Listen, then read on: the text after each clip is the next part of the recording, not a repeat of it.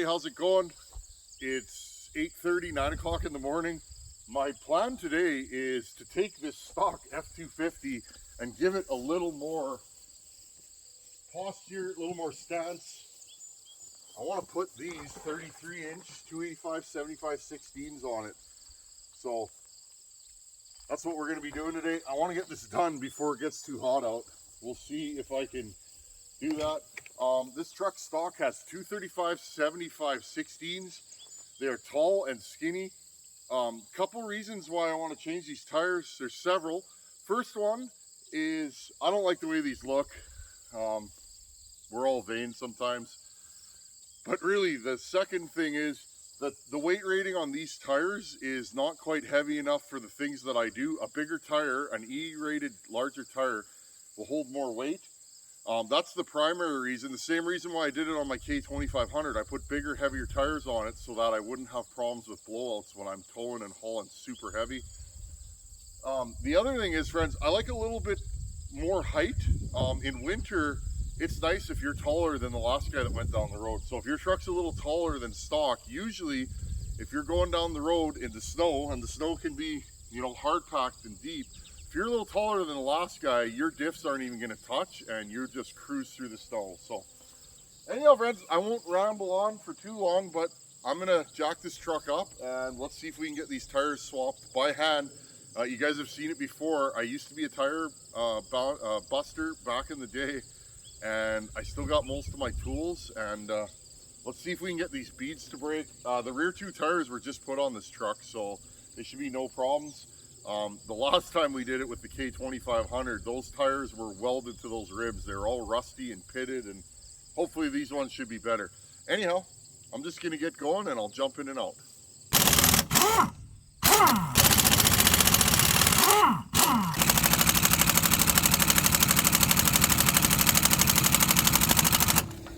How about this one?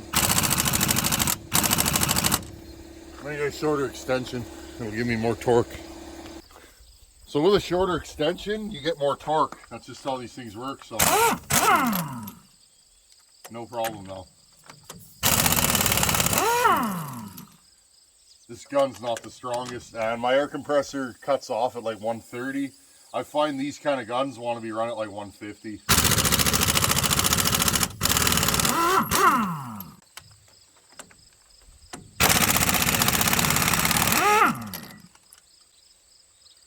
And the wheel already budged, so it's not stuck like my last truck.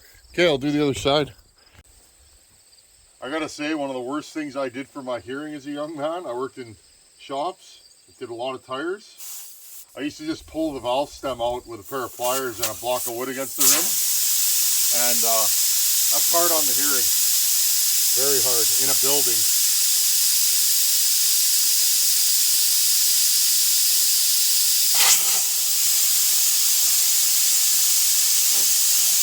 I'm going to use my skid steer to break the beads.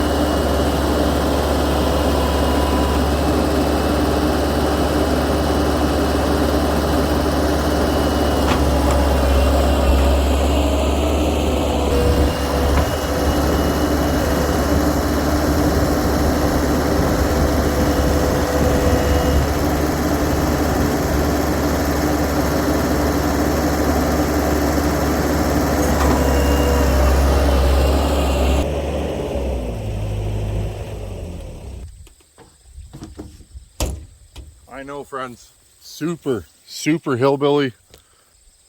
Anyhow, that's how I do it. You guys have seen me do it other ways, but this had bead sealer on it. I'll make a note of that, but that's probably why they were so stuck. It's like a rubber adhesive that keeps the rims from leaking. Okay, friends, I'm just gonna spray some lube. It's just water and soap, dish soap. Just gonna spray some lube. I don't think. Now what you want to do is you want to put your knee in there. The center of these rims are always wider. Okay. Let me grab this.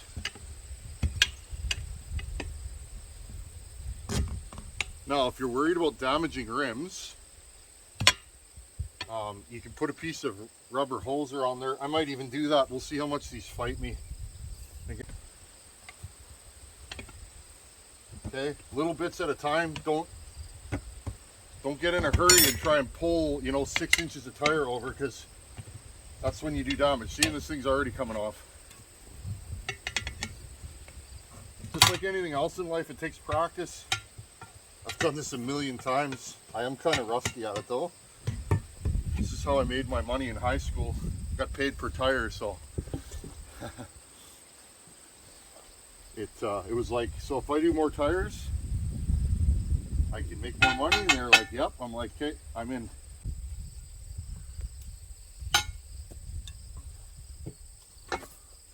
Just gonna do the other side, friends. Okay, I finally got these wheels dismounted. 10 plies are hard to do by hand. For me anyways. If I had longer levers maybe. I turned the camera off. They were fighting me. I got them off though. Okay, so what I always do to save hassles later is I'll take it from this, okay, down to this. I'll take a wire wheel on a drill and just clean it up. New valve stems. I use a little dish soap just to put a little lube on the bottom bead. Now on thinner, lighter, smaller tires, usually you can just drop the tire on. These, no way. When you buy a 10 ply, a heavy duty tire, a truck tire, you're getting just a stiffer, more robust carcass to the tire, and they are harder to mount. With a tire machine, I could do all these in about 20 minutes, but ow, I don't have the space, and really, friends, I don't do enough tires to warrant getting a tire machine. So usually you just go around. I'll show you guys here. I'll take it off. You put it on until it gets stuck, basically. See how it's stuck there and there? Knee it, twist it, shimmy it, get it on there, and then use your tire lever to go. Just walk it a little bit at a time, maybe 3 inches, and eventually it'll just pop on. Okay. Go like this, put your knee on it. There you go, and just rock it on, there. Okay, pull your lever out or move it over. Rock it on. Okay, this tire busting looks like brute strength, and yeah, you got to be strong to do this for a living, but it's about where you apply the force. I'm not reefing on anything. If you're reefing on the tire, usually you're doing it wrong, or you're applying force in the wrong spot. Just like that, friends. Now, the yellow spot on most tires is to be lined up with the valve stem. Is how I was always taught. So that's how I always do it. Making sure there's no grass in here. I'm just going to spin the rim in there. Okay. Honestly, friends, I would rather put a set of like soft 8 Steelies on this truck. Okay, now pick a bar, whatever you want. Slide it over. You can stick your knee on it. That'll hold pressure. Take your lever. Okay, basically what you're doing is you're going to pull the tire snug onto the wheel. There you go. You'll get it in a spot where it'll want to stay put. Same thing, put your knee on it. Get the lever out. Now from here, just walk it on. Okay, a couple inches at a time.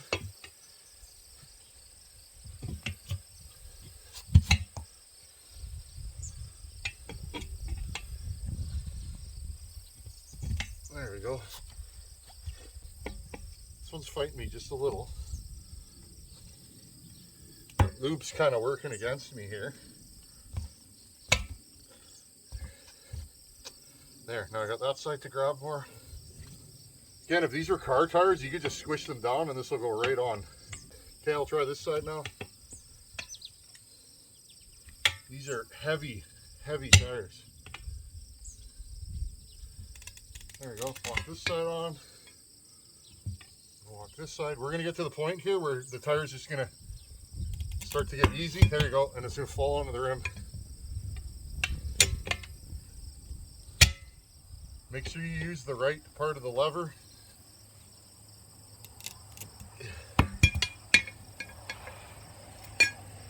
I'm gonna walk on this side. Put my knee in there. There we go. And probably one more and it's on. Boom, just like that.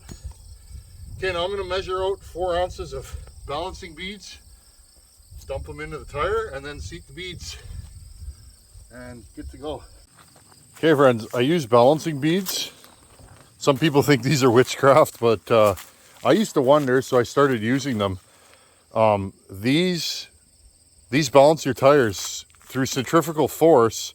These glass beads, they go, I guess, to the light spot on the tire and are pulled there, and they perfectly balance the tire as you drive. And as the tires get worn, they continually just go to where they're needed. They work well. Only thing with these, I've heard, I haven't experienced it, if you get moisture in your tire, it'll freeze these in winter and then you'll have a horrible clunk. I've never dealt with that, but I have heard a couple guys.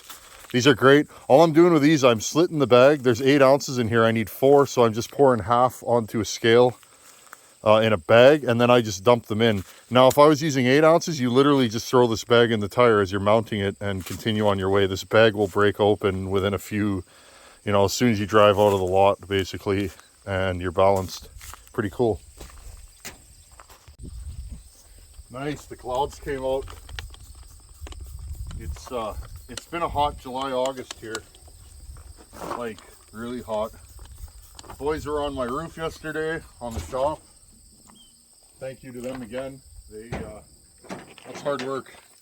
It's good to see some young men that, I guess they're not young anymore, some of them. We were talking about that. I guess we're middle-aged now. We don't feel like it, but these are guys I've known for, 35 years probably. And yeah, I always take, and yes, this fitting's super leaky. I'm gonna have to deal with that. I always take the valve core out for when I'm seating, okay? It's gonna go soon. There you go. Have a look at the other side. Oh, the other side went right away. Beauty. Okay. My last tires didn't want to seat. Yeah, I gotta fix this hose. It's leaking bad. I don't know where I'm gonna run these. I'm gonna try them 45, I guess, right now. We'll see. I always play with my tire pressures. I kind of like that. There's my compressor. When we get in the new shop, friends, I'm buying a bigger compressor. I'll save money on power. That thing runs a lot. It's only like a, I don't even know what size tank it is, 30 gallon maybe. So we're at 45. Now let's see if I can still do this. When I bump the tires, I always did this. Put the core back in. Okay, there you go. Okay friends, here's the finished truck.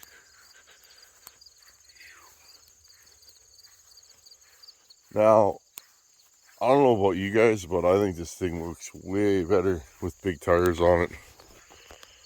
It's just got that look about it. These tires look great. I'm so happy I picked them.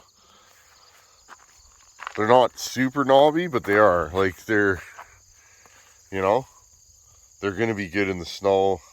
They're just a good all season, you know. They are winter rated too. That's one of the reasons why I changed them.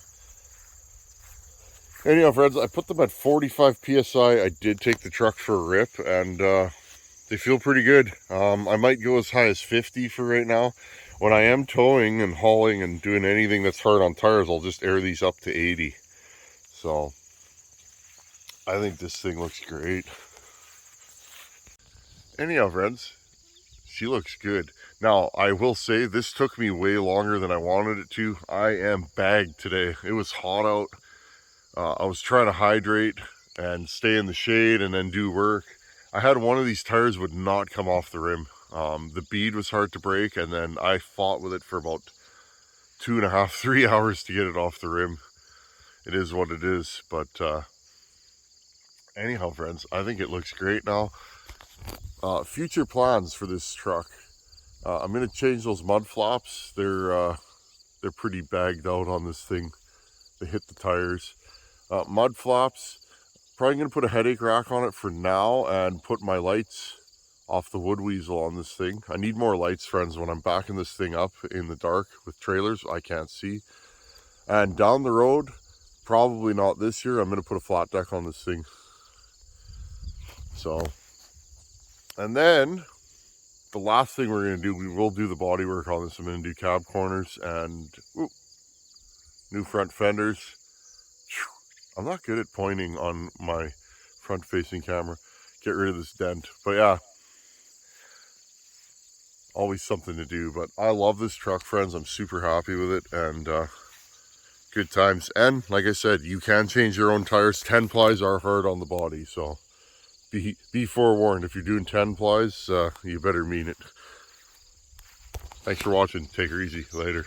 It's time for question of the day. I love my new truck. It's pretty cool that I get to own that. It's pretty neat. Love that thing. Anyhow, Chris Davis jumped in again with another question, or more of a comment. He said he was using a 20 thou feeler gauge to stop his exhaust or intake and exhaust, I guess, to zero it. And 20 thousandths on a 272 is about 2 degrees. So he told me his exhaust was at 104,